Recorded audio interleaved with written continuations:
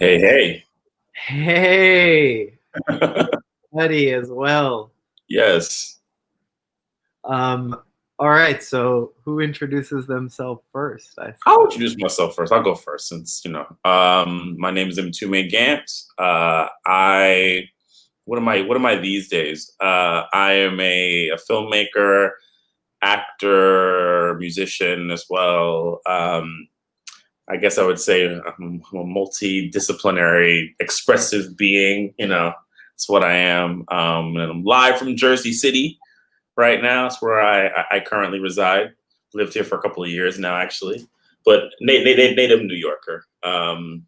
Yeah, I'll make that be the initial kind of intro, and then we can go. And then Cool. And you're in your apartment right now in Jersey yeah, City? I'm in my apartment. This is like I've been lucky to have a little studio in my apartment. This is not my bedroom. It's like a studio area that I work out of, which is going to be helpful. I'm also a teacher, a professor at Purchase College, so I get to teach out of here and not my bedroom this coming Nice. semester, which is a whole other conversation, which we might be able to have today. Nice. Cool. Hey, I'm Ari Rodriguez. Jessica knows me as a theater director, and that's what I went to grad school doing, so theater, directing, acting a little bit. But these days I took a really weird turn and I got really into computers. So I'm also a software engineer, which is a newer thing. But I've been really enjoying that, trying to bring those things together as well a little bit. And in general, yes, I would call myself someone who is down to join the commune. I'm that. If someone's starting a commune, I'm the guy who says, "Yeah, I'm in. Let's do it." I don't know if that's an occupation or something, but that's definitely me. And I'm here in Brooklyn. I just moved my girlfriend. This is now our bedroom, I guess. So it used to just be hers. It's a little place like this. I'm sitting on the bed. And I guess I'll just tell everyone that Mtume and I, we've never met before. Never. We had our work jointly shown in the same festival that Jessica put together, and she said that it would be a really interesting conversation potentially if we met, but we've never actually sat across from each other. So, not at all. Yeah. So this is our virtual first date, and you're all invited. Yeah, and you know what though, I do like meeting people for the first time. It's good. It's usually like conversations are good like this to me when you like someone you meet for the first time or someone you haven't talked to in years. Yes. Like you've been like, and I mean like years, not like 2-3 months. I mean like a decade, and you have very little info on certain things. Exactly. So let's see. We're hoping to get to know each other a little bit, I guess, but also totally. get to some current events. I guess here I'm going to start off with a question. Go ahead. And I think the question is, so Jessica is somewhere in her emails back and forth between all of us said something about both of us having a sort of anarchic part of ourselves, something that had to do with anarchy. So I think I knew what she meant about me, and you can ask me the same question. But I'm going to ask you, what do you think she meant? Why do you think she thinks you've got an anarchic streak, or what is that about in your? Probably, I would say, I come off, I think, to many people, and it's not a negative thing or like a misconception. I think so, or something that I probably give out is this idea that the larger structures need to be kind of just like dismantled, and we need to just restart everything. That seems to be, I think, my general theme when people ask me for like solutions to like large problems to the world. I'm just like, I think we need to do the reset button. I'm not a big fan of working, with if it was built faulty, I don't really believe that you can make that faulty thing into something positive always. Sometimes you can, but like the larger the structure, and sometimes the structure is the problem, not the people. So I think she's probably referring to conversations that I've had on social media, even in my art. I think there's the art that I create. There is a strand of me wanting to just like constantly break things. They want to go left, I want to go right. I want to physically break it. So I think that's what she's speaking about. Though I'd be curious to hear from her what would be the specific reference point. But I think it's her in there. And yourself? Now, I would love to hear, why do you think that she says that about you? Yeah, it's a good question. I think certainly from the general point of view, I definitely echo certain things you already said there. I mean, I think you almost gave a definition of what anarchism is or something when you say that you break down the structure. A belief in the future that has to do with the only way forward is to hit some sort of reset button. Mm-hmm. So I definitely have that in general inside me. And I think I want to say too that, yeah, there's something kind of, I think now in the United States that's changing, but there's something that seems like that's been harder to take hold here in the US, those kind of ideas, because I feel like we're often so attached to incremental political change. Though now I'm preaching to the choir, because in these recent couple of years, I think that's really been changing and people have been getting loud about that. But yeah, I've always been a little bit allergic to like, oh yeah, if you want to change things, become a lawyer and get to Congress and then you'll do it. And in the camp like you, that maybe the structures are just too poisonous and the only way is to break from them completely. But I think more specifically, she's probably talking about and it's funny you mentioned social media. I want to hear you, because I feel like I have not been very active in the arts like the last 2 years, even pre-coronavirus. I feel like I did all this theater training. It was super exciting and I really loved it. I was totally passionate, but then I got out of this grad program and felt a lot of financial pressure because of the loans. And at the same time, just happened to get really interested in computers. And I was also like, this is going to be able to sustain me. So I've taken this really long, weird route away from the arts recently. But one thing that has stayed the same is me being really loud and a little strange and a little bit anarchic on social media, particularly Facebook. In that I decided I really didn't like it anymore, and I wanted to burn it down for myself, like the way I was scrolling. So I really up my like unfilteredness, and that got a kind of reaction, and I guess I've just kept going from then on with that. So I think some of it, to be honest, it has to do with the social media presence, which is so strange because who cares about that? Or at least that's my view in my head. It's like, I really don't care about that. And yet that is part of what's, a lot of the messages I'm sending out into the world, people are getting through that. So, yeah. I wonder what you what part is connected to your social media? I think, well, my social media is interesting. I keep my social media very unpersonal and very highly political and opinionated. Right, like much of my personal life, I don't talk about my social media, my relationship with my girlfriend. Like, I like to have it me and her. I don't do stuff. Maybe I'll do a happy Mother's Day thing so my mom can be happy. But I tend to keep my social media really like bombastically political. It doesn't serve me well, especially when it comes to things like politics. Like electoral politics, I'm very, I'm very left in my politics. I don't, and I think we live in a culture, at least in my opinion, that's very addicted to.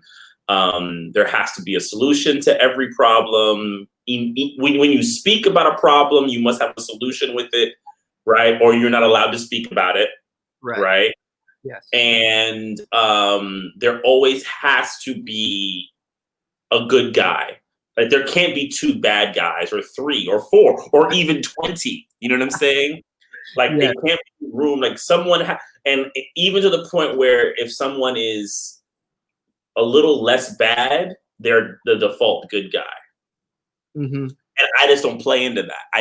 I mean, look, we come. I mean, I think it also is attached to my, my history is I have a theater background. I went to Purchase College where I got my BFA in acting. I was a theater actor and writer before I ever went into film, and I'm a dramatist, and I think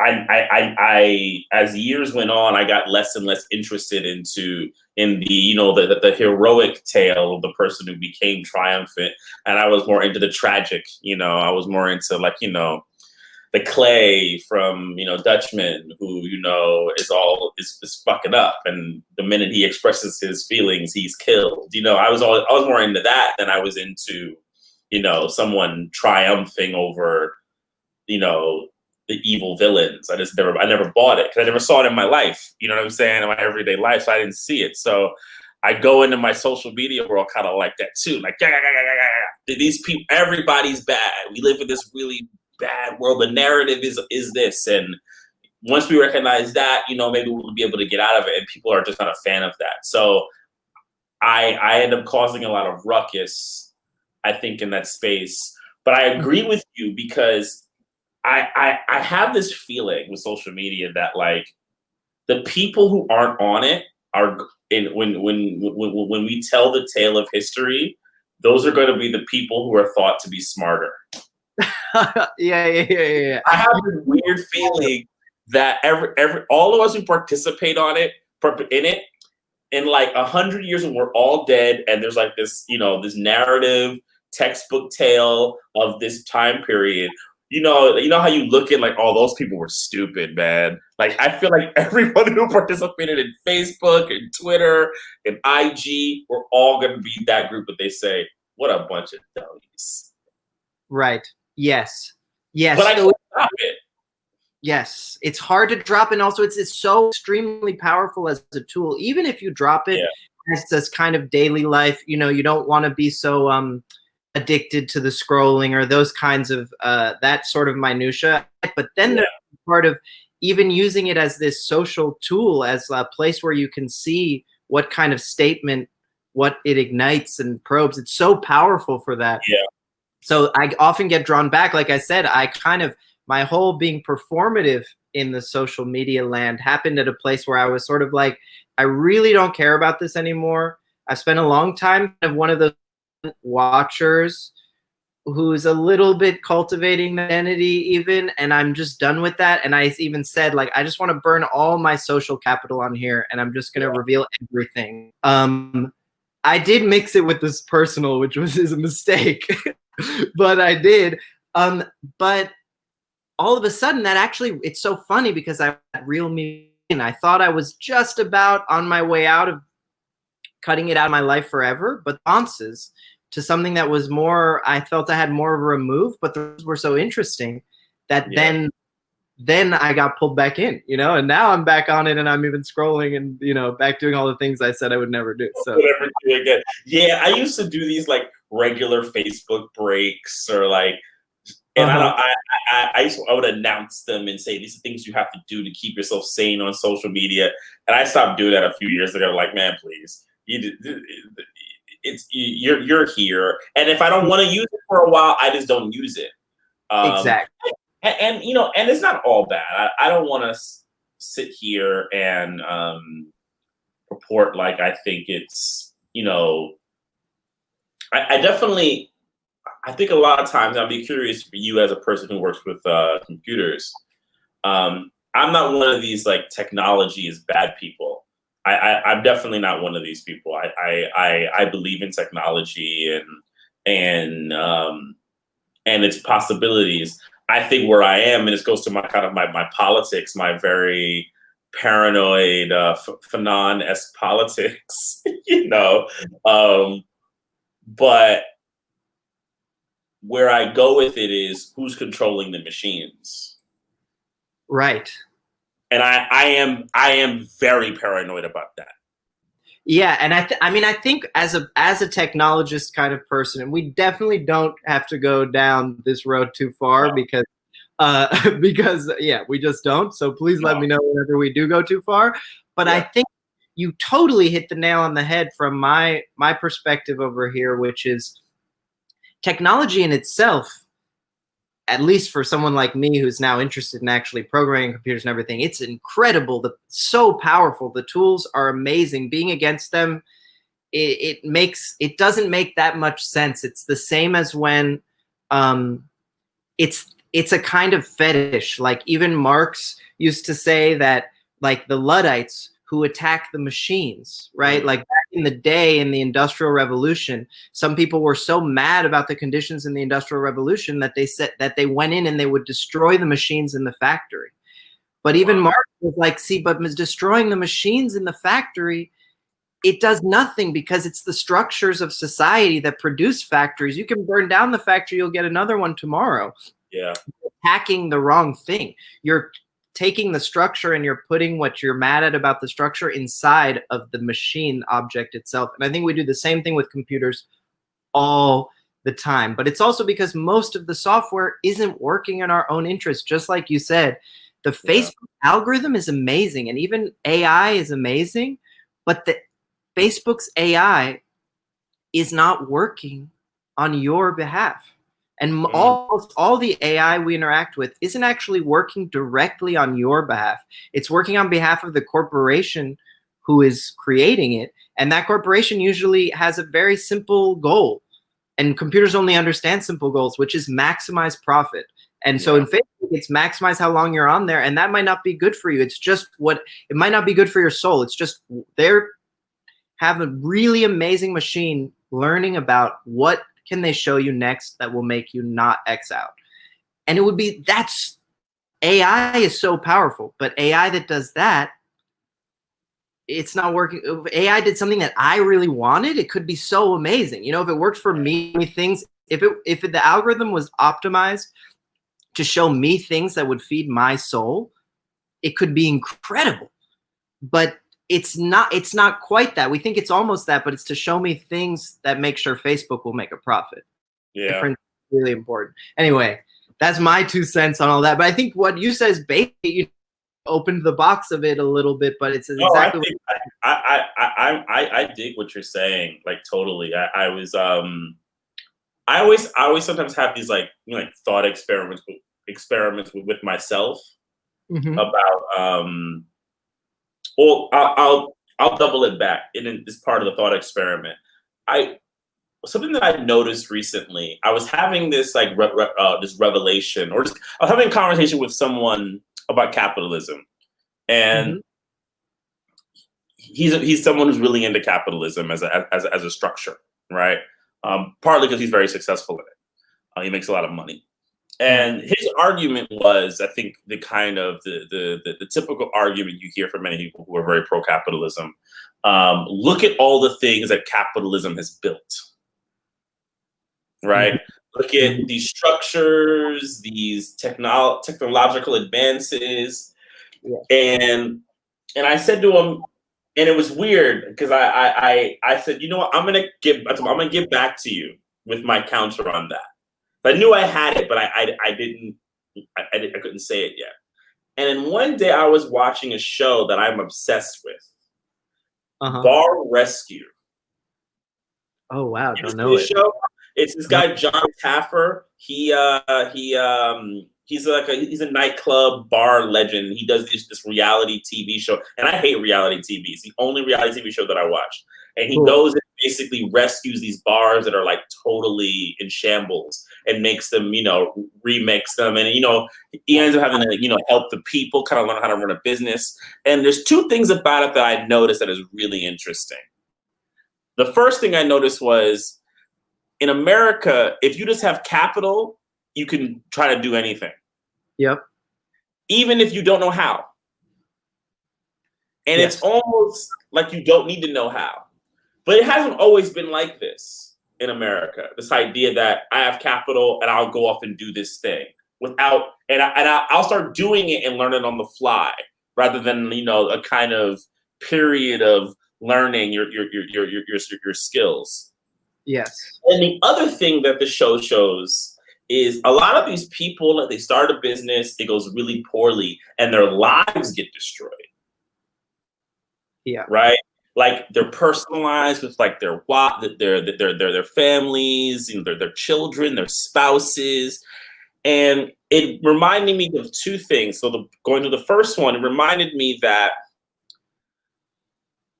as capitalism has grown, the whole idea of like skills as a thing that you kind of learn for yourself as like a part of you that goes out of profit has kind of really dwindled as like a priority, right? And people don't really care about that much. But the other thing is, I've noticed that in this order to kind of keep creating all these amazing things, people have been sacrificed to create all this opportunity to have these massive structures, skyscrapers, all types of stuff. Think of all the people whose lives have been sacrificed for us to have all of these advances in, physical goods. Mm-hmm.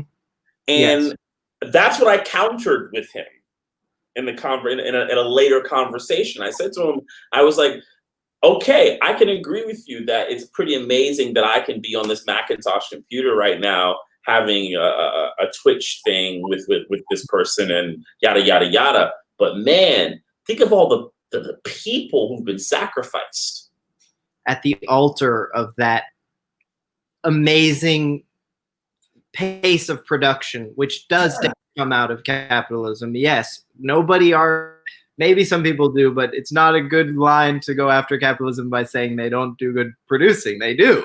Oh, they do. And that's the thing. There are people who do that. Oh, it doesn't matter. It's like, no. Give it its credit. Yeah, exactly. And it's interesting that you take I think a pretty, in the end, it's one of the classic responses. It's like, okay, we put capitalism on this side, and then we put humanity on another side. It's like, yes, capitalism does something amazing, optimizes something, but then humanity over here, and what are we sacrificing in the realm of social relations and the human in general? Really, as big as you want to make that category. Yeah. Since we're on the topic of capitalism, do it. I think at the same time too, what I've loved about this time, to bring in Corona as well, time, is that we've been seeing that these types of systems that we've always had to argue, okay, they work, but look at how they hurt people, or look at how they make the people at the bottom suffer, or look at how they do this. And now we finally have that example that we never had before, irrefutable, that they just don't work in of themselves. They actually are brittle. They're more brittle than we thought. Capitalism supposedly is like, oh, creative destruction, in the wake of destruction, we're constantly going to be producing. And no, a little change from the outside, a little new virus, and actually it's more brittle than a more socialist society, and having to own up to that. It's like the US, in my opinion, has to own up to that. We're this, at least the hard line, whatever, like the classic Republican view sort of thing is, okay, fine. We are this weird experiment, extremely capitalist only experiment, but then own up to that. That's a weird experiment, and that it might have things like being extremely brittle to crises and other things. Like, it might be great at producing. It's gonna be strange. It's like totally futuristic way of organizing ourselves, leaves the human totally out of it. And you can even be down with that, but then you have to be down with these consequences too. You know what I mean? Yeah. I don't know. I'm totally with you. And I think this is why, capitalism is interesting. You have to create like sub-narratives to like deflect all that stuff, right? So if you say that, then someone who's a big believer in this will say, well, social Darwinism is real. Not everyone's supposed to have everything. The world isn't fair, right? You know, I don't have to run through all of the really cliche kind of responses that you hear, but they exist as these kind of narrative points because they know, even if it's like deep in their subconscious, what you're saying, they can't defend. They can't. It's brittle. They know it's brittle. Well, you know, but survival of the fittest. Only the strong will survive. And you knew it was brittle. So if you knew it was brittle and it broke, it's your fault that you didn't adjust. Right. Yes, and it's so interesting that in these times where everyone's talking about the ultra rich getting richer right now. Right. This is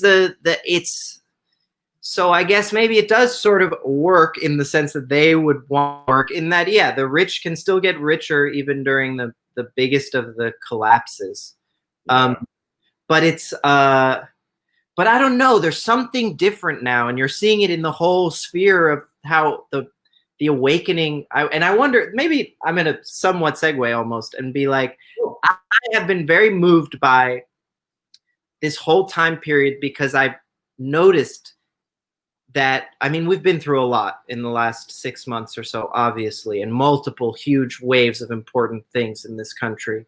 But that the coronavirus particularly, it allowed us, it opened political imagination in this country a little bit more, where I had always felt that the political imagination was a little bit uptight, a little closed, and coronavirus made us have to be able to imagine, have a little bit more of a space of the possible political arena we would have, because all of a sudden things were changing overnight. Okay, you can't go outside, whatever. And I wonder if you've noticed that, and also, or what you've taken from this new tone. I feel like there's been a new tone since the beginning of this, which is people being freer to be more open, or the more open voices being louder all of a sudden. But all of a sudden, I saw a market shift. Now we're allowed to imagine these future. I'm allowed to yell utopian things on Facebook, and everyone's going like, instead of people being kind of like, yeah, long comment about why this is a little over the top. You know, now those are gone. I don't know. What have you thought? What have you made of it? I feel similar. I think what I've seen is, I think when the virus, I think the virus has been scary in general, but I actually think for Americans, the most scary thing has been the economic reality. Mm-hmm. Mm-hmm. So what I think has happened is, because, you know, people went out of work within a week or two, or so forth and so on. I think the things that they've been feeling about this country, they are no longer afraid to say out loud. So I actually think it's probably everyone's gotten bolder. Not so much that they started thinking new things. I don't know if it's too much new. I think it's the boldness, but on all levels. I think liberals have gotten a bit more like super about that. They're holding on to their liberalism really hard right now. You know what I'm saying? The deep conservatives, woo! You know, look at it. I don't want to wear a mask, and they're just like they're holding on to it. And that person who was like lefty but worked at that gig, when they got that pink slip, then they that lefty thing, right? On social media, and they found this like lefty guy on Twitter or lady on Twitter that they liked, and they said yes. Retweet, and it's like, I never knew that about you. You know, my girlfriend is funny. She's been, you know, she knows like conservative people from her life. She's not conservative at all, but they just things that they would never say, or they would say in a whisper. Right. They don't say 8 times a day on social media. Yeah. So it's like, I think you're totally right. It's that we all got all of our things, whatever it was, whatever our rock was, we got louder about it. It might not be that there are so many new ideas, or that the imaginative political space has grown so much, just that we've all hit the gas.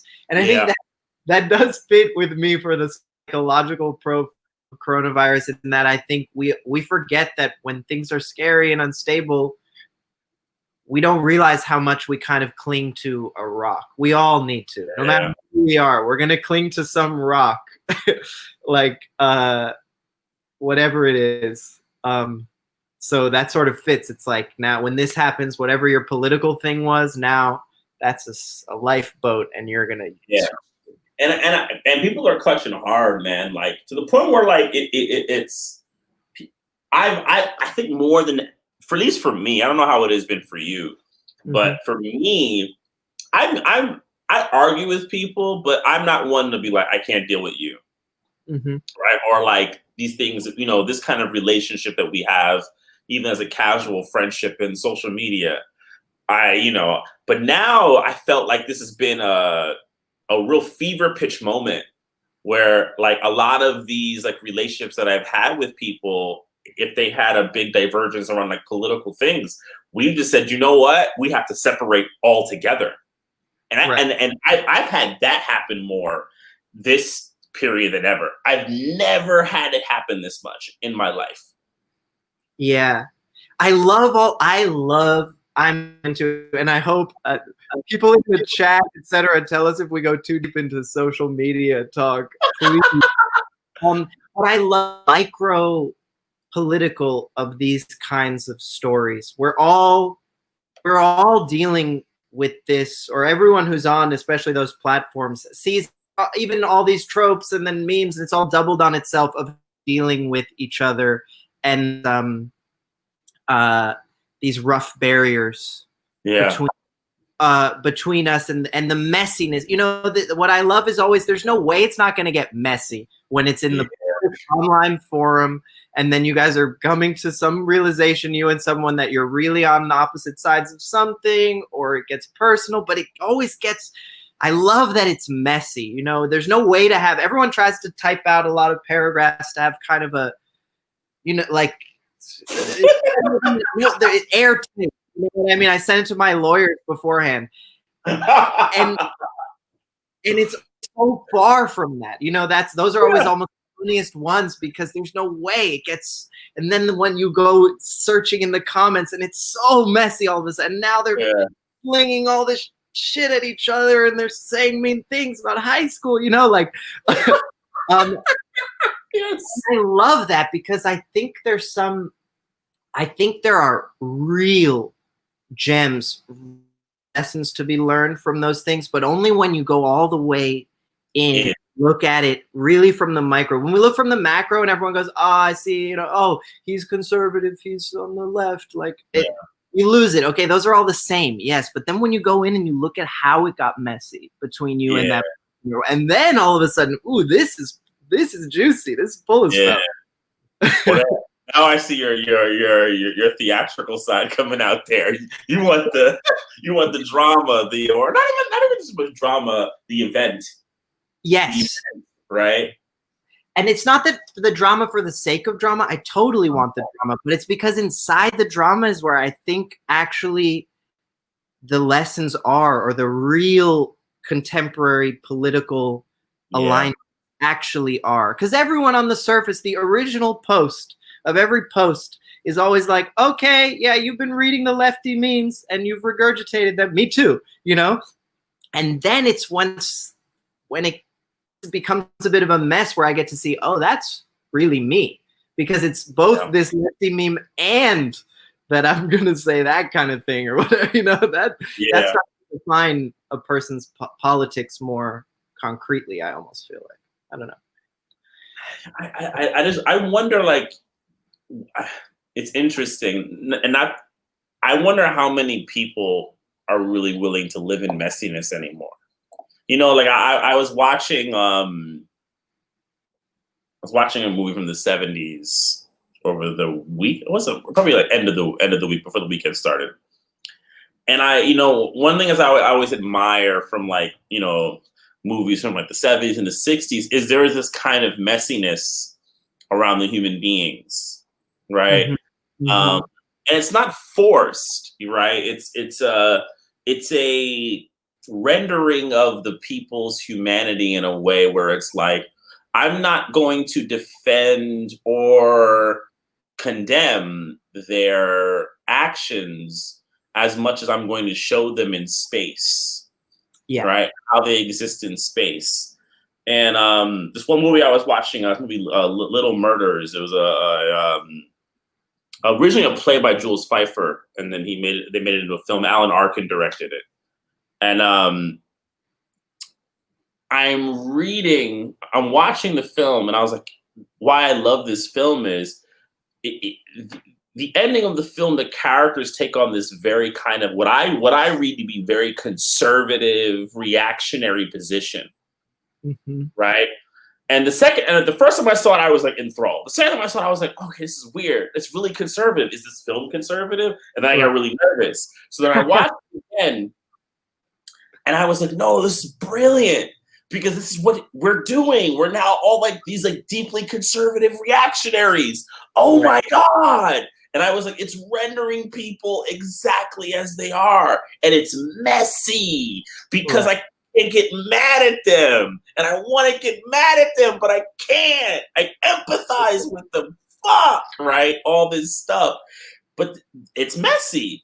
And these days, I think especially at least one of my challenges with art is when I see a lot of stuff is there isn't this messiness. And then I think it translates into social relations, right? We get into, and I'm not going to at all try to litigate that people who do, negative things should not be held, their feet should be held to the fire and face the consequence. I totally believe that.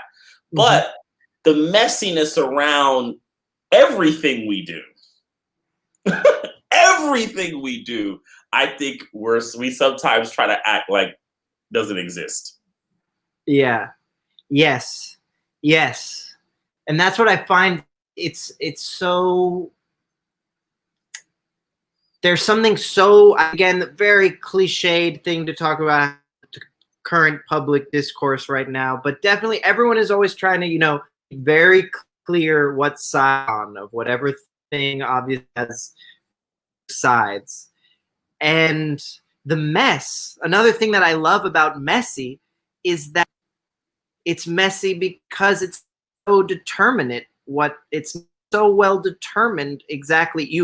Whenever something is messy, it's not like you don't sit on a side if there were sides, but when it's messy now, what sides of what? You know what I mean? Because you're a really, you get your gold star for being a leftist, but you also said some really screwed up stuff in the comments or whatever, Right, exactly. Or have you. It's like we want to make sure our discourse, we think we're going to be able to pick a side, and then the discourse is going to be about this side or that side. And then I love the mess because things are whatever intersectional. There's a lot of things happening at once, so you're on many sides, and a conversation roams around and doesn't allow you to just stay in your well-planned arguments or something. So yes, messy is everything, and everything is messy. Yeah. And I wonder, you almost touched on some cancel culture stuff here when you said, I do think we should be allowed to put people's feet to the fire. And I think yeah, I'm sorry, you can keep going. You say already. I don't buy the whole cancel culture thing. I think like people like Barry Weiss and people who are talking about it, I don't buy it. I think it's a bit of a or Weiss, not Weiss, Weiss, like I think it's a ruse of people who don't want to have any responsibility for what they do. Right. Have a free reign. They're using cancel culture as a kind of straw man to say, look, this shouldn't be allowed so that I can go whatever the hell I want with no consequences ever. So the argument that I've made is like, if you really want to have a conversation about cancel culture, the only people who've ever been canceled are the radicals, the real dissidents. Yeah, totally. Bill Gunn was canceled, Emma Goldman was canceled. Those are people. Malcolm X was killed. He was canceled. Like, yeah. Those are the people who are canceled. Like these people on social media. I'm like, come on, man. Like, I don't want to hear it. Like, it's strange, and it's strange because a few people that I thought were smarter have gotten wrapped up into the conversation. And I'm kind of like, right, yeah. It's interesting. I think about it sometimes because I think mainly, and I mean, this is the right line. What you've said is correct, which is I see how the right wants to use the idea of people feeling a bit uncomfortable with, wow, everything is about canceling people's personal lives in order to go back to silence so many things and allowing the worst people to do the worst. And so so putting yourself against cancel culture, going too deep in that argument, I'm always suspect. Like, am I going to be, this seems like maybe it's a bit messy, but it always seems to be fighting for people who are fighting on the sides that I want to think about. You know what I mean? Yeah. Stop rapists from being able to just be rich and white and rape whoever they want with no consequences. Right. Stop politicians who are doing horrible things. And I also love how, I guess sometimes I'm really into it because I'm like, this is an effective tool. Like maybe it's not the way that I would want it done or whatever, that we go and we take down people's personal lives. But I've noticed how on the left, it's like, it's about efficacy. It's about what actually functions. And the quickest way to get something done right now in America to your right-wing congressman or whatever, it's like, yeah, you could try to change the laws, or you could ruin their personal life online, and maybe in a few days they're going to be out. And like, that's so cool. So we have to, I mean, whether it's the right way or what it means, what are the consequences, there's this thing of right now, it's doing stuff. It's getting good work done. I have a question though. And it's actually, I hear what you're saying. I actually had this conversation with someone, it was a while ago, actually, I think over a year ago, about, I think it was when someone was being canceled, right? I don't remember who it was. And I said to the person, I was like, I similar to you or same as you, I'm down for this conversation around ethics and activity amongst people in our communities, whether they're immediately in front of us, there are people who govern us, so forth and so on. I'm totally down for this. I do wonder though about its long-term effectiveness, because something that I've noticed is I've always been a little, okay, we'll go to Harvey Weinstein, right? Who, like, everyone acknowledged was a shithead for like 30, 40 years, right? Like, like before he was well, he was a known rapist in Hollywood for a long time. That's a whole other conversation, or part of the conversation. But he was also known to be a terrible ethically businessman and directors and filmmakers. This horrible person, abusive, and I mean, it was known, right? And then when he, when the stuff came out and Harvey was canceled, right? I had to say, one thing that was very interesting to me was how easy it was for Hollywood to get down with it. And I said to myself, okay, why is everyone so quick? And then it dawned on me that they were just kind of like, well, Harvey's become untenable. This thing that we have, we need to keep. So get his ass out of here and make it all about him. Yes. The classic scapegoating. Yeah. And this is to defend his piece of shit self. But it's amazing how quick they just go, Harvey, we get him out the door, right? And then I started seeing it, right? But then you go, but wait a minute, everyone, like, there was a system that kind of liked Harvey for how he went about. Exactly. And we already kind of knew that he was going to be. I didn't even know very much, and I would have known that guy's going to be impossible to work with. Yeah. Of course, you know that. You almost, yeah. It's like it became like a running joke. They'd be like, in Harvey Weinstein, he's a horrible guy, but he gets your movie made. Right, and then this fact that when they do this thing, when we cancel anyone, so to speak, yes, it actually, the way, what you're doing often and what these big institutions are doing exactly this thing that everybody hates classic authoritarian institutions from doing, for the Trump from doing, which is you find a fall guy. You find a fall guy and you go, okay, this is a problem we have in Hollywood.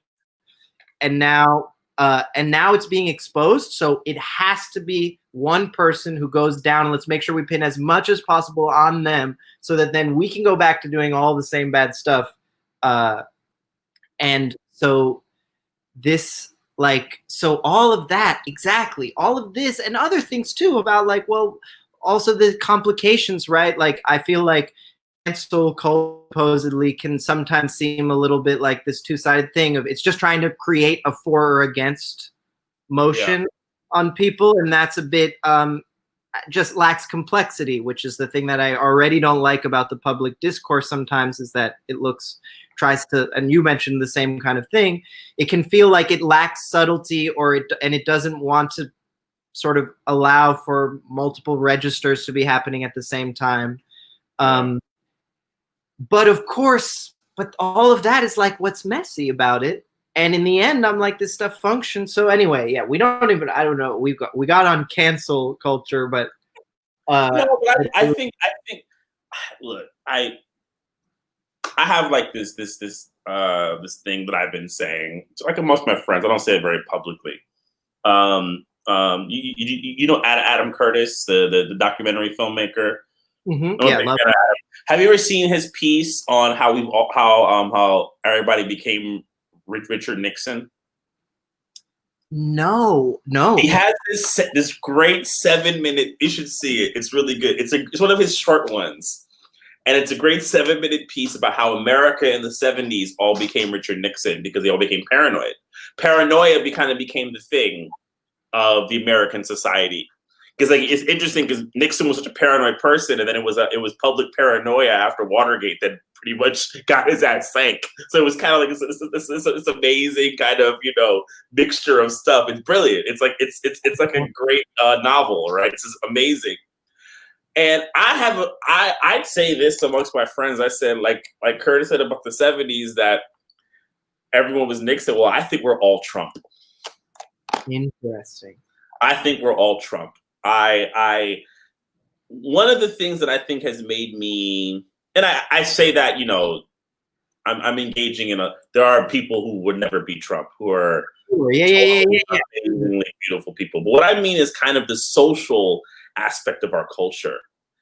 The kind of reactionary, what I was talking about before about the film, this kind of reactionary and the kind of bullying that I see that kind of happens amongst people. I had a situation, I won't get too specific on it. I had a situation amongst a bunch of people that I was mentoring, right? And there was a situation where someone was abused, and there was like a whole lot of conversations on how to have a conversation about it. And the thing that I realized that wasn't possible because of how discourse is and the lack of trust that humans have for each other, and everyone is really on the offensive, is there like any kind of restorative conversation amongst the people who were just looking at it wasn't possible. I'm not talking about the people who were, who the abuse happened. I'm talking about the people who were like watching it from afar and who felt they had to take sides. They couldn't even talk. Right. And I was like, wow. I was really struck because I was like, if a community can't speak about the issues within it, where are we? Because these are gonna happen. But we can't, we're having a tough time speaking with each other, right? And then you have people who are very Trump-like who feed off of it. That's what Trump is like, is classic disaster capitalist, right? He feeds off the mess. Yes, off the He instability. sees the mess, he jumps in the mess, he makes it more messy. Yep. Right? And then he makes himself to the people who like him to be the mess. I don't know, not even the mess cleaner. I don't know how they see him. Main guy. That's what he is. He's at the center. I've survived all the messes. That's what it is. Yeah. I've been in all kinds of messes and I've survived it. Follow me. Yeah. But I see people and like I was there's a person that I know and they're very liberal on social media. And the way they argue with people, she hates Trump. But the way she argues on social media is very much like Trump. Yeah. Yes, of course. And we're seeing this all over. And people in the chat were saying it too, that they felt it in their gut. But that this idea that we're all Trump, it's a very powerful thing to say right now, I think. And it hits you immediately because we are defined right now by this reactionary, this intensity, this people want to be off the cuff. People are really intense. There's a lot of things that kind of rhyme, even though obviously a lot of people are nothing like Trump. Yeah, they're nothing like him. Yeah. But there's a rhyme and there's a tonality. And there's also this question of, is that what produced a Trump in office is coming from the discourse moving in this direction more and more until that makes sense. All of these questions, but I think just that statement alone, I don't know, it hits somehow. So I almost want to leave it as it is. Exactly. No, I usually say it after like the conversation has gone somewhere. Well, we all like Trump. We're all kind of like Trump. And then everybody just kind of goes, right? Like I don't bring it out a lot. You should check out that Adam Curtis one because it's really interesting to look at political figures that we kind of frame in certain ways, right? Especially but yeah, it's like it's like that classic. They always say, what you hate the most is also in you a little bit, and I always wondered if that was how true that was, right, but I don't know. There probably is some truth into that. Definitely. I think fear. Yeah. I'm saying, or what you fear may be dormant within you. But you go ahead. Yeah, no, I was just gonna say that also. Yes, what you fear may be dormant within, and I think definitely there is also this thing of hating. You hate something for a reason, at the very least, because something about what this thing you're hating is also working. It's doing something. You can't hate something 100% passive. I don't know. I have to think about what I'm saying here now, off the cuff remarks. But yeah, it seems like the thing that you hate and hating Trump, to me, for instance, which is a huge part of our discourse right now. You've got everybody over here, and then you have like the whatever second tier people who are like smartly, of course, but it's a whole big group too, so don't think you're alone, whoever's out there. It's not just Trump. Trump is a symptom, obviously, which I would say for sure. Please get on that level. But everybody's saying, this is a giant part of our discourse. I'm seeing just as much about that right now, what the algorithm knows I need to see, as I am about Trump. But still, it's all Trump, and it's because Trump is doing something that obviously something works about it. And I think in our whatever is this Trumpian way that we talk to it, that goes back to your situation where you were kind of amazed, even in the local, in the micro personal, you saw this, wow, we're failing to find a way through and connect. Is that strategy that, the person who, this bully thing, essentially, that the bully, especially online, can it's not like they make anything better, but certainly can weather a mess. You know what I mean? Like someone who doesn't get what's going on, who's being a bit thick-headed, but is willing to go out there and yell their thing and be mean to you. They can kind of, there was something about the classic lefty American discourse that people were able to somewhat neutralize. That kind of way of working, I saw it as potentially, it's like it potentially is doing a good critique to how it is. I often look at the right wing and I wonder, how are their critiques valid? This is a thing I love to play. well, you know, I think this is something that happens with a lot of liberals. Like liberals who like to say the left and the right are very conservative. Like, you know, one of the weirdest terms that I've seen that have come in this last few years is this like alt left, which is like, does it even like how that even can exist as like a thought pattern is ridiculous. Like it's just, to me, you know, I don't even want to go in there. But I think I forgot who had said it. Someone much smarter than me had talked about how a lot of right wingers take left talking points, right? And then they use them. You know, I saw. Did you see Errol Morris's film on Steve Bannon? No. It's great. I think it's great. A lot of people were very against it. Interesting. I thought it was fantastic. You said something. I didn't hear you. Oh, I said I'm writing it down so that I remember. Yeah, it's called. Gosh, I forgot I'll get the name of it in a second. But what was interesting about it, well, one thing is not totally related. You know, Errol Morris's style is he interviews people, so he's kind of very much in the doc. And you see the whole doc is he looks at Bannon, and Bannon just makes him nervous. He's just scared. This is really about Errol Morris's fear because he's seeing a man who he literally like scares him shitless, and I found that very beautiful. He's like literally confronting his fear, right? You fucking, and he told him, you scare me. I'm afraid of you. American Dharma, yes. Other element of it was, and this is where guys like Bannon are need to be paid attention to. I think more than Trump, personally. Yeah, sure. Yeah, great. Is that he's not dumb. He knows where America is dysfunctional, right? He can see where it's dysfunctional. His issue is his morals and his ethics are just so low and based on these kind of survival of the fittest.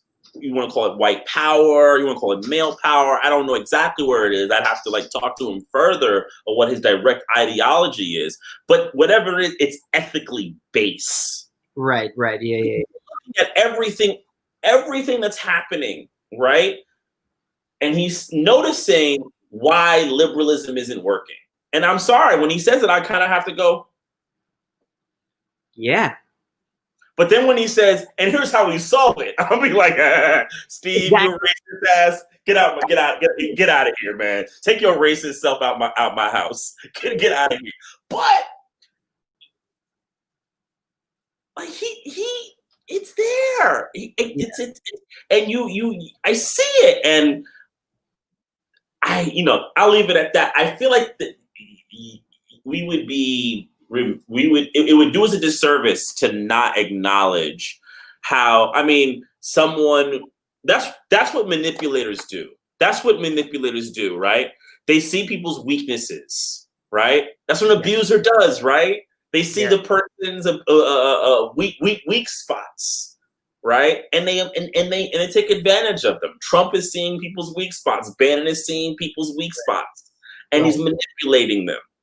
Right. The right wing is the manipulator of the body politic of the United States, and there was no gaslighting greater than whatever they were dishing out at the RNC. If you saw any of that, yeah.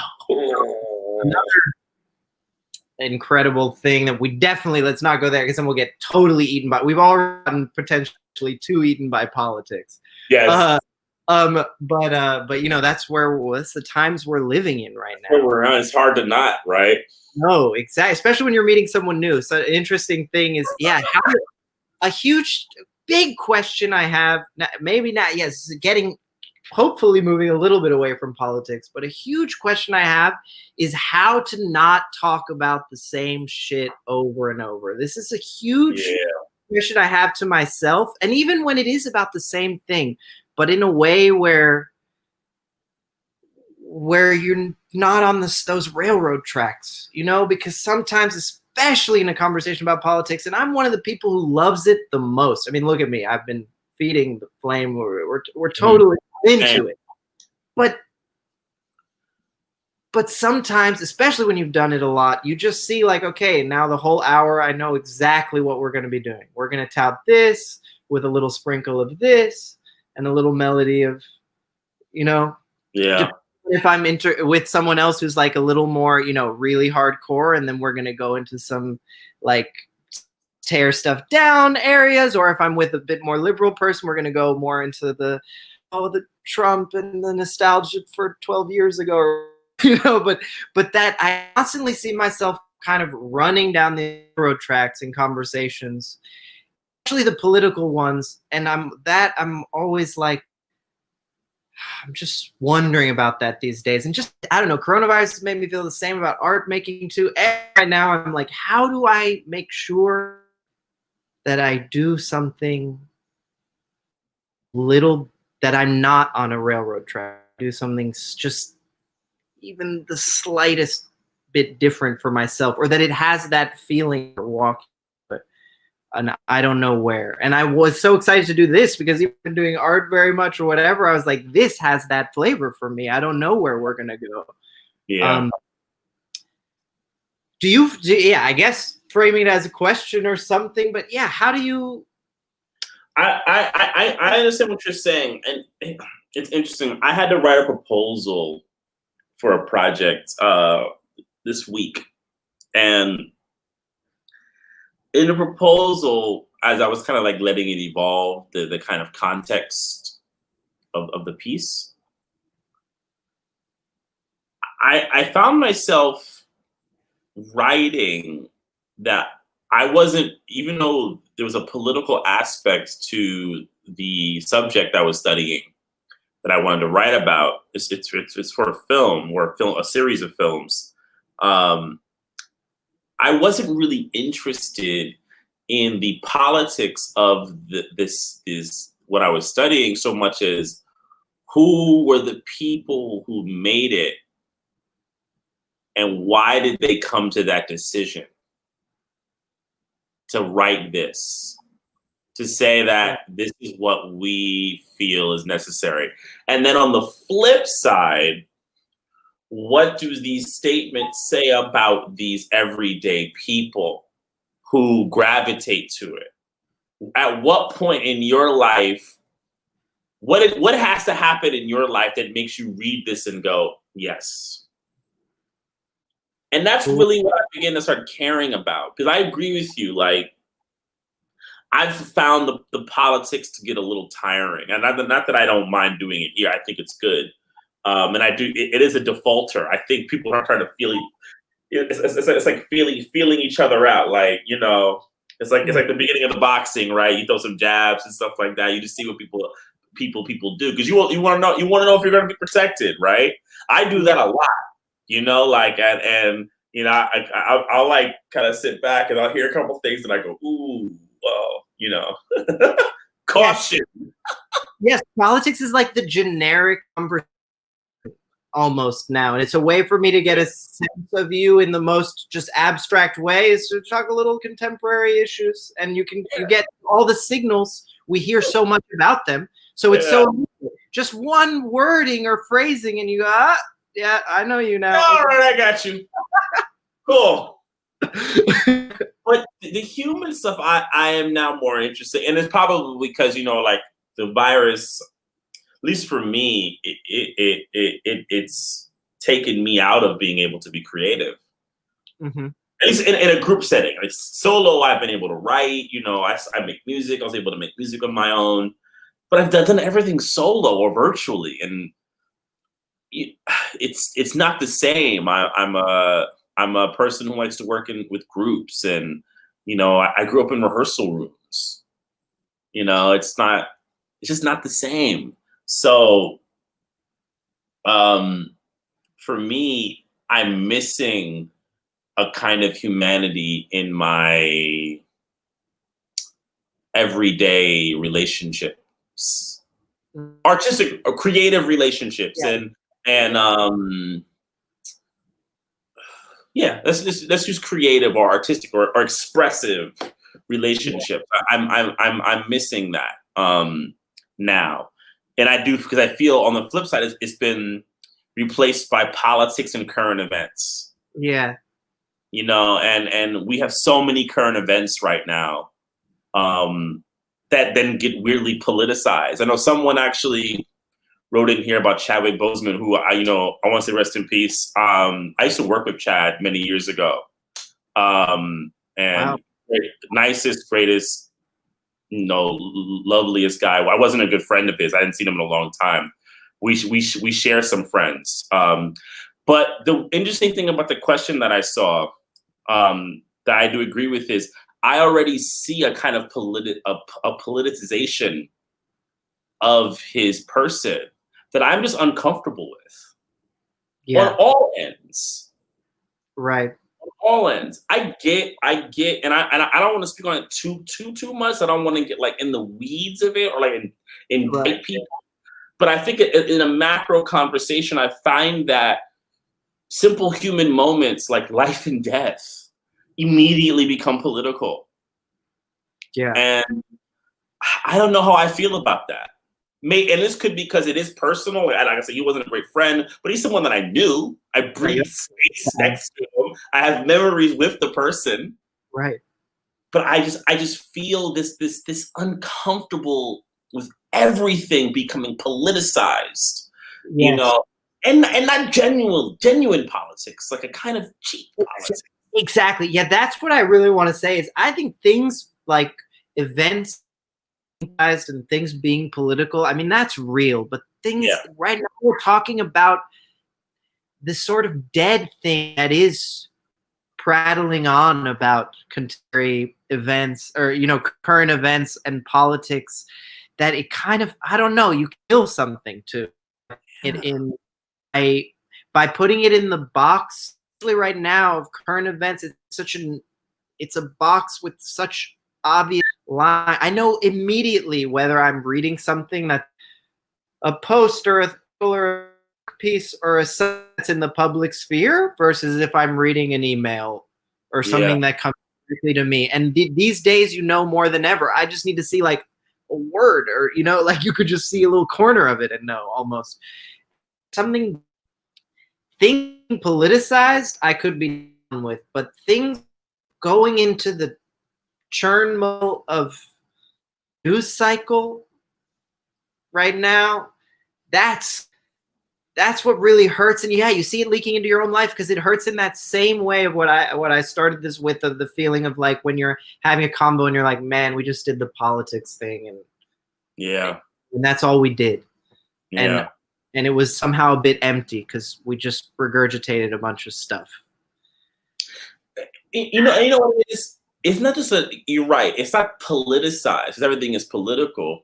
It's like people have platforms. So you're taking someone's existence or whatever, and you're putting it as a part of like this platform you have. Mm-hmm. And I'm just like, they didn't ask for that. Yeah.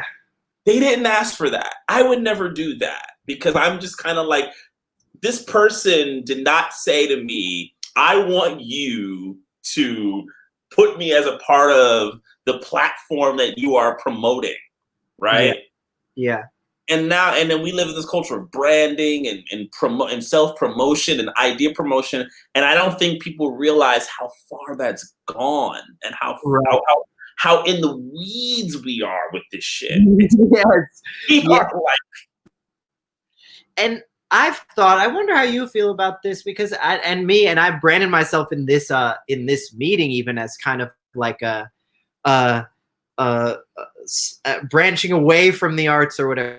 The classic person from the young person going, oh, I'm not sure, whatever.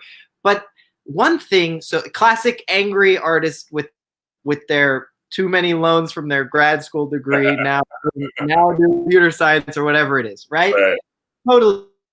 But one of the things that I was, so obviously coming from one thing that I was tough for me and made me recoil a little bit from pursuing on what you might call an arts career, I guess, or whatever, but was exactly that tone I used there and that feeling, which is that the whole branding sector, we haven't realized how much that has creeped up on us, this branding and this idea promotion and self-promotion, and how much of it I felt was going to have to be that for me, or how much of the culture felt related to that.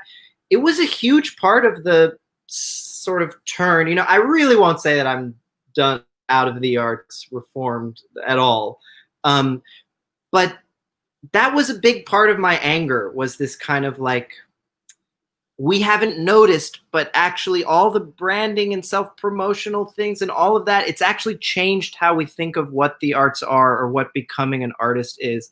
And I signed up for this to have adventures, not to do any branding of myself. And it wasn't even like a conscious thing, but I just knew I was allergic to that. And it started, I don't know, there was anger attached to that for me.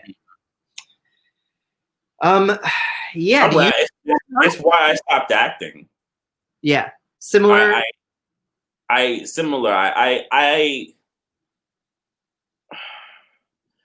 reached a kind of, I love acting, and, you know, why I stopped acting as far as like auditioning agents. You know, I act in my films. I'm in my films, and when I feel it's necessary. But as the kind of self-branding culture kind of started to develop itself, I got really, like you said, I signed up for, I wanted adventures. Yeah. And I felt like this is not an adventure. This is like going to the temp agency every day. Yeah. And then there became an increased need for me to kind of to make this definable brand. I remember my last manager that I had as an actor was about like 6 years ago. And he was a guy who's actually, he was a friend previous. We're no longer friends. How funny. After this experience.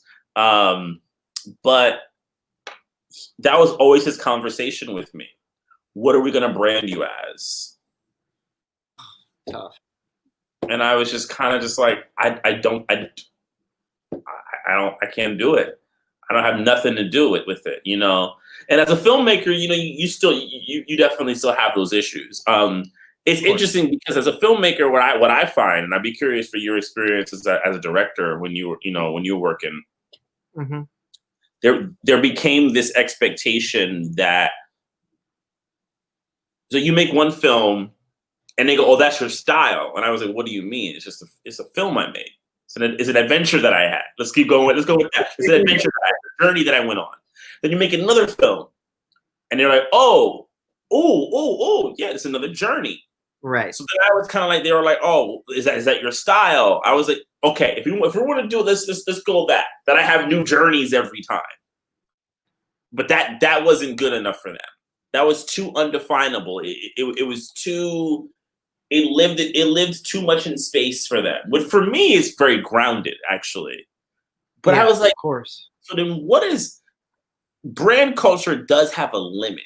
Like there is like a limit. Like you can't say I'm this, there's certain things you can't brand. Yes. Totally.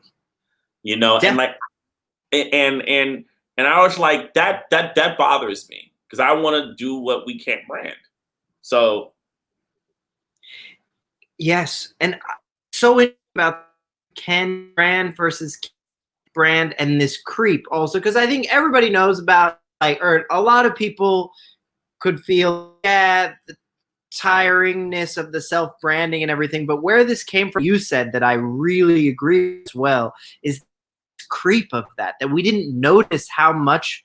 A lot of times it's that we don't notice actually how much that's infiltrated our world and made these micro changes to up a different art world or a different this kind of world that now is really fundamentally different because of this stuff, and because it kind of is a creep and it's slow and it's happening in our social personal lives at the same time. Yeah. We don't notice quite exactly what's really happened. And it made me think about, yeah, this idea of some things can't be branded and what can be branded. And I went to an exhibit in Australia just before coronavirus. I almost didn't want to go because it was so arch classic. It was Herring Basquiat. And I was like, this is New York. We've seen this all the time. Right. A million done this. But I went anyway because they're great. And it happened to be really well done. I will say, Melbourne, this was a great exhibit if anyone cares. But they did it really well, better than I've seen it. Maybe because it wasn't, they were really full thing idealizing this 80s New York, doing the whole story. And because it was so far away, maybe they felt like they could do that. Where I've seen these artists before, and I always feel like they're trying to reinvent, do the cool curatorial thing of really reinvent this, which is amazing. But it was almost great to see them, like the Disney version of like New York 80s Herring Basquiat. Never heard of them, so here it is, just plain and simple. And it was beautiful. But it also made me think, wow, there were some Basquiats, for instance, that I was like, man, this is Instagram.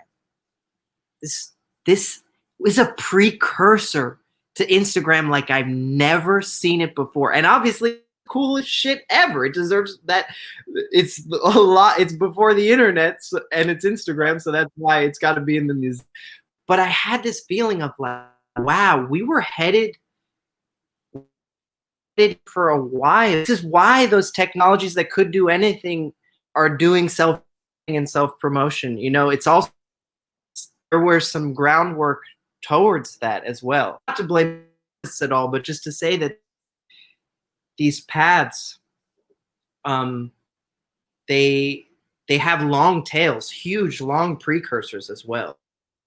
Like all our social stuff and branding is like comes from before as well too. Well, it's funny. I have my students read, like Ways of Seeing by John Berger, and so I always have to always like reread it before I teach them. And when I was reading it again it was like last year. I was reading it again.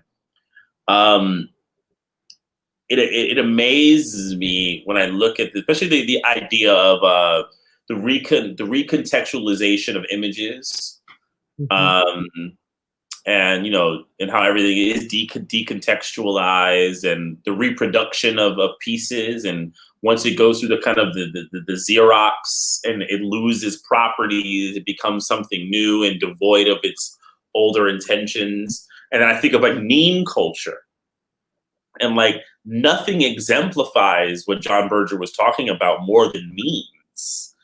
Right. And I'm like, that's just literally what it is. Right. Like, oh my gosh, if Berger lived to see this, he would have been like, whoa, right. Like you'd have lost his mind. And I don't know exactly where I'm going with it so much as to think that I agree. Like this is like a long road we've been on. Yeah. Right. And this isn't a like a thing that's kind of popped out of nowhere, right?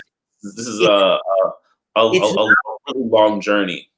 It's not that someone in a vacuum created an app that happened to be, oh my God, perfect promotion, and then that's how we're caught up in this new self-promotional mess. It's actually, those were the things that everyone needed and they knew were going to catch fire, and somebody wanted to create the new killer app, and it had to be self-promotional, and that's... Okay, we've gone long. We're already going for a while, and I want to, but I want to keep going a little bit. I have change tones one more time. Do it. Ask you. I think we've gone super. We've done all those flags. I see super kindred spirits in a number of political avenues. But I guess now, I want to get a personal, I suppose, which is go to where probably we could have started, but I'm happy this underneath now, which is, how my question is essentially this stupid one, which is about how you're feeling. But particularly, what are you mad at right now? What are you specifically too? It doesn't have to be a thing that everyone is, or it can be too. What are you mad at right now? What are you sad about right now? What are you hopeful about right now? Mad, sad, hopeful. Hopeful and excited. Forward in one. Okay. Mad. I'll try to go in the order. Mad.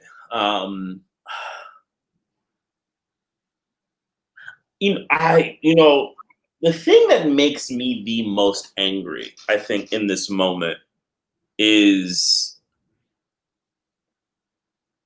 you talked about kind of like lack of like political imagination. Mm-hmm. And it's tied with that, but I think it goes a little not further. There's a lack of imagination when it comes to how we can think about society, right? And what's possible. And then what ends up happening that really makes me very sad is because people have this lack of imagination, when people who are really suffering need our assistance, we can't imagine what we can possibly do to give them the assistance that they need. We become very selfish, and it really hurts when I see that. I get really angry about it, to the point where I can't really engage in that stuff. Like conversations with like teachers, having to go back and teach students, and some of the comments that I see people saying about. And then parents who can't deal with it, and the whole system is so messed up, and it's people's very coarse reactions to it. It really makes me angry. That's where I am with, I think, in this moment of like the coronavirus, where like my emotions kind of point to people's lack of empathy for those who are like really suffering. And I just can't really, I get really upset. Sad.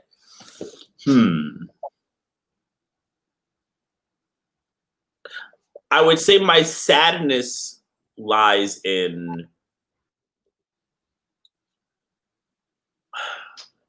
well, I'll tell you what I'm hopeful about, but my sadness lies in my lack of hope. I am it's probably where I go back to the anarchy side of things. I am of the opinion that I don't think this whole thing is going to figure itself out one day. America. I'm just not one of these people. I'm just not one of these people. I really want to be, but I'm not. And it does make me sad. I would like to be hopeful, but I don't have any hope for it.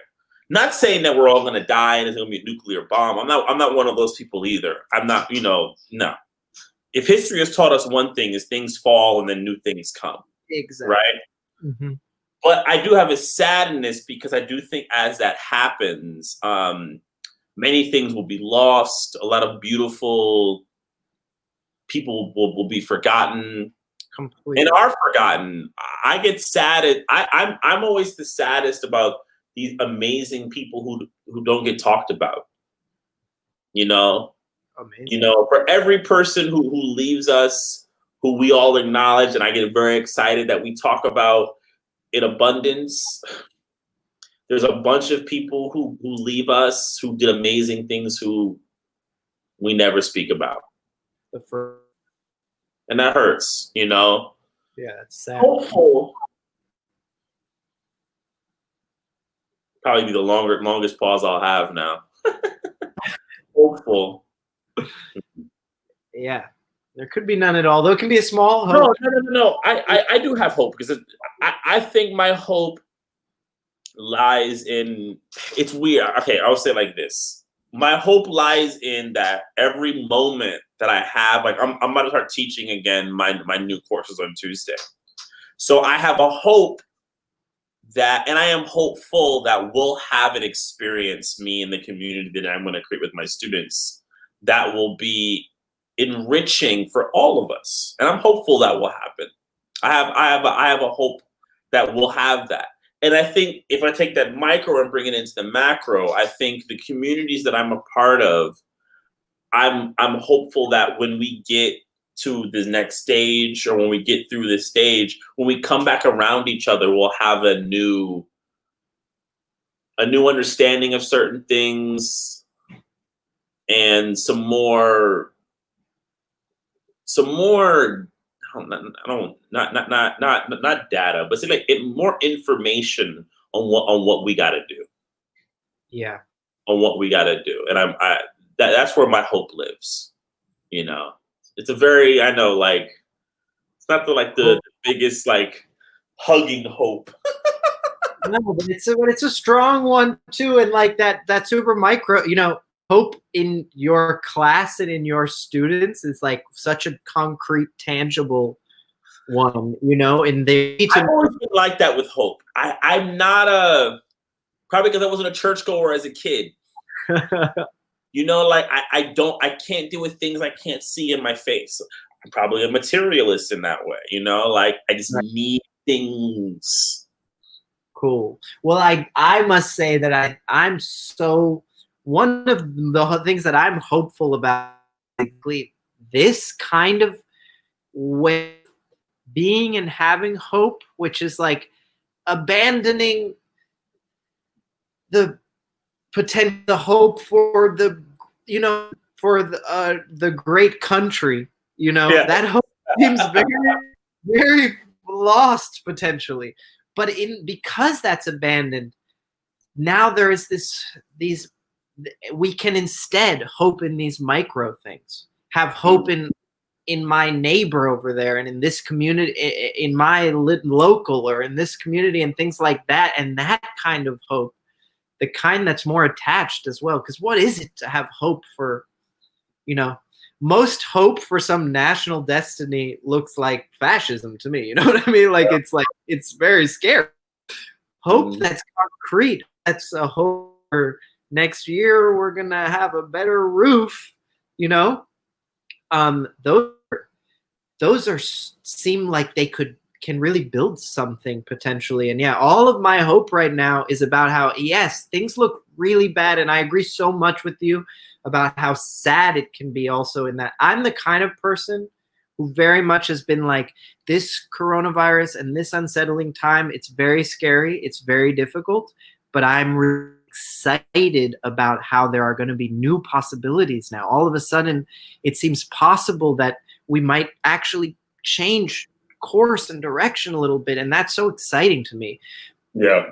I've certainly been checked in that argument because a lot of privilege coming out of that as well, which is like, yeah, if you are one of the ones who stay on and see what's going on, you know, because in the wake of that hardship, whether it maybe does mean we turn and find some new avenues, figure out how to have a social fabric in a slightly different way now, which is what I've always wanted and think might be coming a little bit, or be a little bit more open in this country. The cost is that for the most vulnerable, shit is going to be really, really hard in the short term, like right now.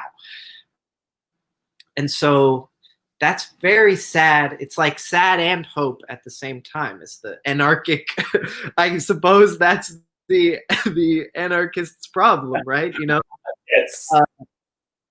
That we can tear all down and then build up. That means maybe new will be built, but there's sadness. Yeah. Yeah. And I've been angry too. I'll round out mine. Yeah. Definitely angry recently. Everyone's been really angry. My anger, yeah, that's been more general. It's been verified for me that my anger is a classic thing of someone in my generation, but it's real. I don't wish it upon myself, but I've had it, is an anger at the previous generations and like the boomers, ever, like my parents. Not them, but not them at all. But my parents and all parents have been amazing, so loving in my life. But this second half of the 20th century, Super for me by Adam Curtis as well. I love him. So amazing. It's just seems so destructive to me, and I'm so angry about it. And what I'm angry about is that we knew all of this coming. And obviously super over dramatized, but I see like there's World War II, there's the nuclear bomb, about to be the invention of the computer. Everything is changing and everything is ruined. And instead of starting to deal with the work of making a new world, we were just like, what if we just coast? But everything wasn't changing yet. And so we kind of live in this quote unquote neoliberalism or postmodernism or post thing, but it's all a big long waiting, we know everything's got to change, but we're just not up for it right now. So let's push it on the future. And I'm really angry about that now. All this clarified that for me, and I was like, I always was saying this and watching the documentaries, and now it's real. And then my anger unleashed, and I saw that for the first time, I actually felt the more personal disconnect to some people like my parents or whatever, being like, maybe they're never gonna fucking get it. Like we've been asleep, and so yeah, that was a lot of anger. I'll say that boils my blood as well. Yeah, that's probably even a better way to explain my anger, where I think it's attached to, because that's what I think it was in my anger. There's this lack of imagination. There are literally people who are even more in the public eye who are showing you different ways. Yeah. And they're not even the most like radical thoughts. They're actually pretty tepid. Exactly. If you think about it on the grand scale of these. Right. And you won't even accept that. Yeah. And then when people tell you, that makes us really upset that you won't accept these ideas because we're really hurting and we need something new. The reaction is, Yeah, I don't know. Yeah. I can't. It's not a conversation. It's like it's dismissive, and I am the dismissal of people who are trying to go for another thing, a more humane. It makes you want to jump out of a window. This is too much. I can't do it. It's just exactly that, a dismissal. All that I know is that anyone trying to do, and I have so much forgiveness right now too, people trying to do something different and landing really on their face, or also on like a side where like tried to do that and now it looks really bad. Like for me, especially now, I am so much more with you than with the dismissal, than with the people, and then with those who are trying to go, yeah, but I don't know, that sounds a bit like really far out there. Maybe you got to rein it in. And that is what you understood too. That is the sleepiness of the second half of the 20th century and the neoliberal agenda and all these things. It's packaged, at least in the US, very much in just a kind of like, once it's far enough out there, you're allowed to just, maybe, but you also sound like you're kind of going out there, going out to the utopian wilderness. And that's not the fact that we did all this political work to make that like an easy thing to do, to just sort of dismiss something for being just like grandiose, is coming back to bite us so gigantically now. Because we need imagination so much. And something that you said about what made you angry that I really understand is that people having that attitude and being dismissive, they end up actually hurting people like that. And, you know, again, basic line in the discourse, public discourse right now anyway, but yeah, that your ignorance, dismissal, or you're just not wanting to go to the new place, it's deadly. Yeah. It functions in the same way that people say now, yeah, like your ignorance is deadly, because an ignorance is, you know, a lack of imagination is not knowing what to do when you're a police officer except shoot the person because of the color of their, because they're, and that's a literal lack of imagination. Yeah. And it goes from there up and up, and we're all complicit. You're complicit in the same kind of when you just tell someone who's trying to be like, we should be communist, and be like, you should sit down. It's actually the same. Yeah. The same maneuver. It's a little different. Anyway. Well, you know what? If I get one thing out of this, I got many things, trust me. It's reminding me how much imagination is important. And not like, I think imagination, that word has been sold like, you know, the kind of Mr. Rogers kind of, you know, just imagine that you'll see, you know, your friend, the kind of Sesame Street. It's been, think about it. It's associated with being a kid, and not like and childlike, but like childlike in the kind of not dismissive. What's the word I'm looking for? Condescending kind of way. You're a child. Yeah. But imagination really is the most stimulating thing. Like any structure, any technology, any creative piece, any document of politics, all comes from imagination. And I am being reminded in this conversation that if we're going to get anywhere, it's going to be imagination that's going to take us there. Right. And this push to have an imagination, to be able to, because then when you're asked to do something and you have not been imaginative for 1 month, for 1 year, for 10 years, for 20 years, you ain't gonna be able to do anything. You're not gonna be able to see past literally what's right in front of you. Exactly. Yeah. Yeah.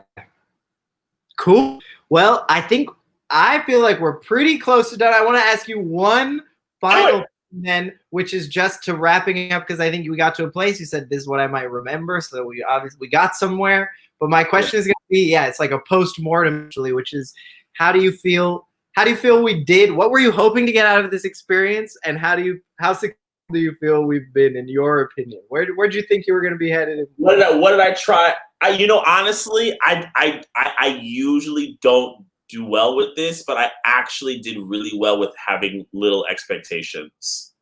Cool. I came into this thinking that I would go wherever it went, and I would leave myself open. How we did, I thought was phenomenal. I was actually quite. I think it was excellent for me. This was a great conversation. Yeah. Well, you know what it is. It's good because like we talk about. It's so hard to have conversations now, especially with new people. Yeah. And I think that's probably the most important thing, because I can go have these conversations with people that I've had over and over again, and I do. But the new encounters have been few and far between. Yeah. In this moment, which I think we're all feeling. Yeah. We're all reeling from. And yourself, how do you think we did? Yeah, I think we did really good. I also didn't want to have a lot of expectations, was super about how we had no idea where it was going. That was why I was like, I'm in. You really pushed for that, so I'm going to give you credit. Yeah. My first thing, credit. No meeting beforehand. It's got to be like, we don't know where we're going. Yeah. And I would say the only thing I really wanted to did, it was that same question, like I said, how to not have conversations over, or how to feel like we were. I gave my tiny expectation of like, I want to make sure that I don't just babble on, that I give it a bit of elevation somehow. Come to the moment with a little bit of what I say here. Something matters about what I'm gonna. And I think I give myself a little more expectation. I think we did quite well. Amazing I definitely enjoyed myself, but I always enjoy myself talking to people. But I think I tried my best to make sure that I would listen and keep it, get it out of some zone that felt good. And I think we definitely had moments of that, and that's all I need. A few moments of making sure that we're in some new terrain. That's for me though. Like, if there's moments that I can go and I can say I discovered something, then it's great. Like I don't have to go through like each thing. I'm just like, no, that was good, because you when you have a bad conversation. Exactly. Yeah. And when y'all left that conversation, it was like, woo. Yeah. Well, so I think we've got a second date, basically. Yeah, to the fans. I think we could do number 2, like the full day hangout. There was like the evening date. The next date is like, you meet each other in the day. Yeah. It's more spontaneous and impromptu. Yeah. Well, I can't wait for that. And I had an amazing time. It was really nice meeting you. I had such a fun talk. Indeed. So and I will say also that it's like when it's virtual, it's usually it can sometimes feel like more like in that whatever. Even meeting someone new hasn't felt like meeting someone new always when it's on Zoom. But this one potentially because a little bit of a performance or whatever, and elevated, and like I said, geared myself up. I felt like this was different. I felt like I really met someone for real. Same. Yeah. Cool. All right. Well, stay safe. Yeah. I think that's something that I keep wishing everyone in this moment. Stay safe, and mentally, physically, all of it. Emotionally. Yeah. Yeah, man. And to the next conversation, the next and date number 2. Exactly. Alrighty. Take care. Peace out, y'all.